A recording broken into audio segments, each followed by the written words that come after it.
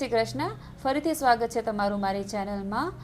આજે હું બનાવવાની છું ઓટ્સ અને બેસનના હેલ્ધી અને ટેસ્ટી એવા લાડુ, જેને બનાવવાનું એકદમ સરળ છે. અને તમે અત્યારે ઇન્ગ્રીડિયન્ટ્સ લિસ્ટ તમે અત્યારે તમારા સ્ક્રીન પર જોઈ શકો છો. તો ચાલો તેને બનાવવાનું શરૂ કરીએ. ઓટ્સ અને બેસનના લાડુ બનાવવા માટે મેં અહીંયા એક મોટા પેનની અંદર, એક કઢાઈની અંદર 400 ગ્રામ જેટલા ઓટ્સ લીધેલા છે અને આપણે તેને સરસ રીતે શેકવાના છે.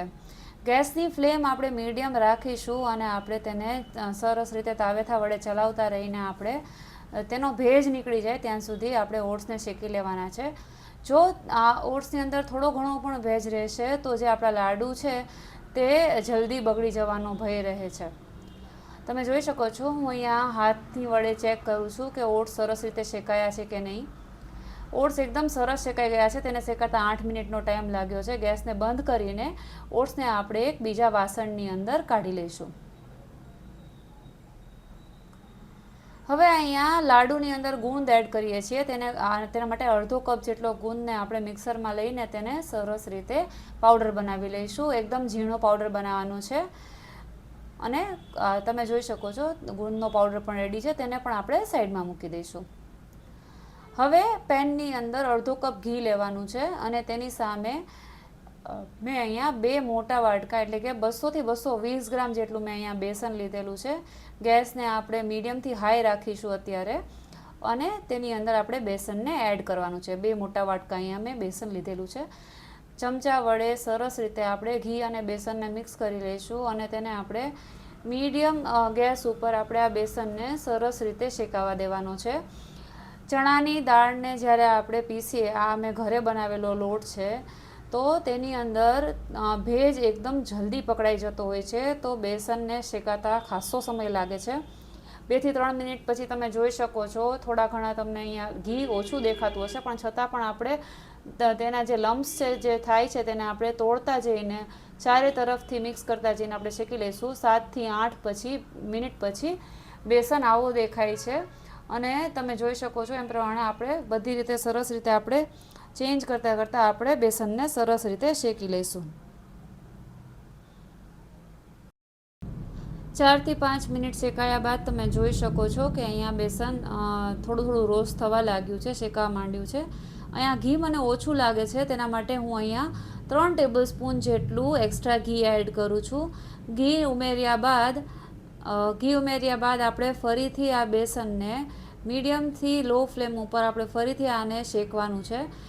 થોડા અહીંયા ગઠ્ઠા ફોર્મ થતાં તમને લાગશે, પણ તેને આપણે સરસ રીતે આપણે ચમચા વડે મિક્સ કરતા જઈને આપણે તેને શેકવાનું છે.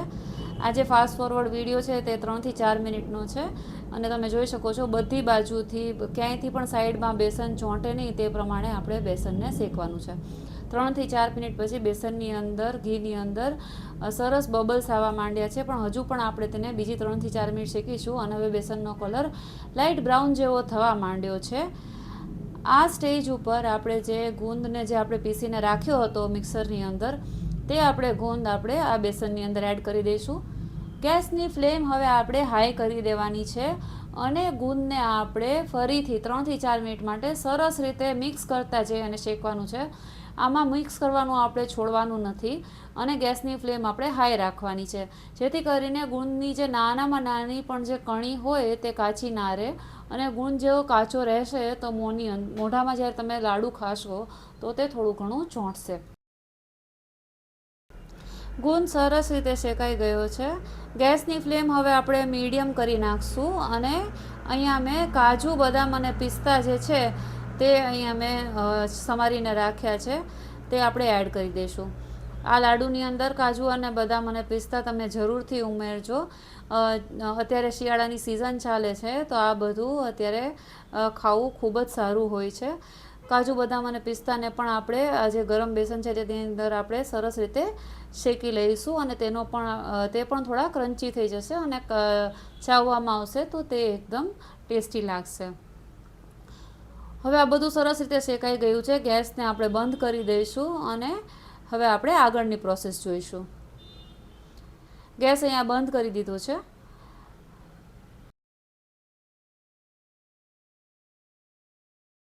હવે જે ઓટ્સ શેકીને રાખ્યા હતા તેને આપણે મિક્સરની અંદર થોડા થોડા લઈને તેના આપણે લોટ બનાવી લઈશું, તેના આપણે ભૂકો કરી લઈશું. અહીંયા મિક્સરના જારની અંદર 3 મોટા જે સ્પૂન છે તે ભરીને હું અહીંયા ઓટ્સ લઉં છું અને તેને ઢાંકીને એનો સરસ ભૂકો કરી લઈશું. તમે જોઈ શકો છો આ ભૂકો થઈ ગયો છે. તે જ રીતે બધા ઓટ્સને દળીને આપણે તૈયાર કરી લઈશું.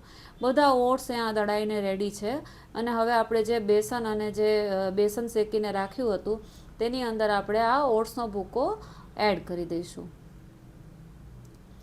અને આ બધી વસ્તુને આપણે સરસ રીતે મિક્સ કરી લઈશું. બેસન અત્યારે ગરમ છે અને ઘી પણ તેની અંદરનું ગરમ છે, તો આ સ્ટેજ ઉપર આપણે આ બધી વસ્તુને મિક્સ કરી દઈશું તો ઓટ્સ ક્યાંયથી પણ કોરા નહીં લાગે અને ક્યાંય પણ તેના ગઠ્ઠા પણ નહીં રહે.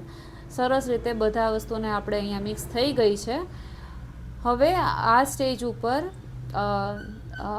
ઉપર મેં અહીંયા અડધો કપ જેટલો અહીંયા સૂકા નારિયેળનો ખમણ લીધેલું છે, બારીકવાળું આવે છે તે અહીંયા મેં લીધેલું છે, તે એડ કરીશું. આ ઓપ્શનલ છે પણ આનાથી લાડુનો ટેસ્ટ ખૂબ જ સરસ આવે છે અને અડધો કપ જેટલું નાખવાથી જે કોપરાનો ટેસ્ટ છે તે ઓવરપાવર પણ નથી કરતો.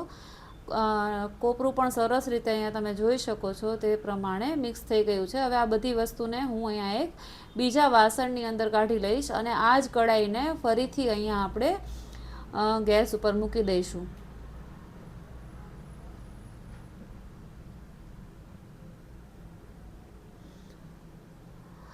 કઢાઈને ગેસ ઉપર મૂક્યા બાદ અહીંયા 1 ટેબલ સ્પૂન ઘી એડ કર્યું છે અને તેની અંદર 1 વાટકી જેટલો અહીંયા મેં સમારેલો ગોળ એડ કરું છું.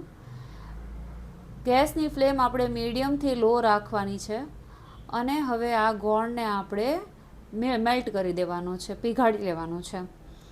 બરાબર. હવે આ જે ગોળ છે તેને આપણે એકદમ ચલાવતા રહીશું.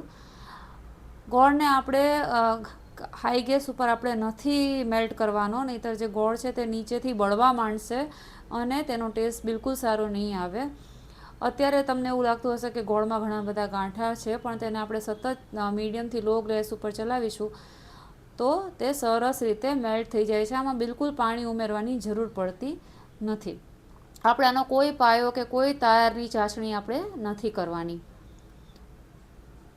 અને આને આપણે ચલાવવાનું બિલકુલ છોડવાનું નથી. હવે તમે જોઈ શકો છો તે પ્રમાણે ગોળ મેલ્ટ થવાનું ચાલુ થઈ ગયું છે અને તેની અંદર જે નાના નાના જે ગાંઠી દેખાય છે તેને પણ હું ચમચા વડે થોડું તોડી લઉં છું અને ગોળને આપણે એકદમ એક સરખો આપણે પીગાળી લઈશું.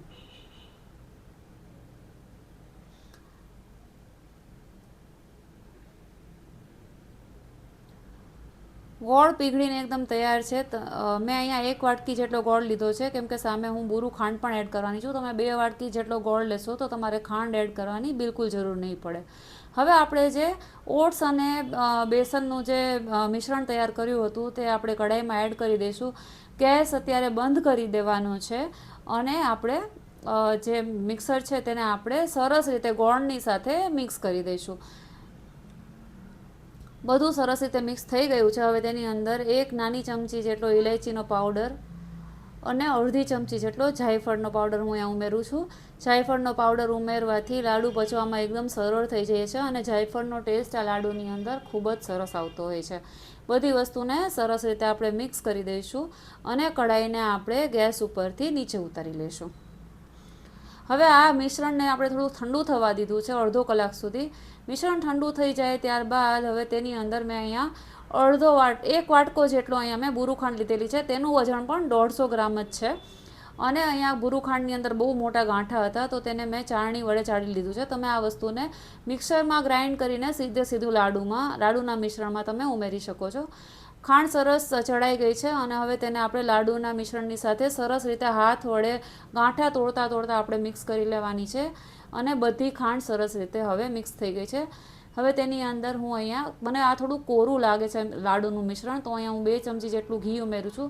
અહીંયા ઘી જ ઉમેરવાનું છે, દૂધ અથવા તો પાણી કશું ઉમેરવાનું નથી, નહીંતર લાડુ બહુ જલ્દી બગડી જશે.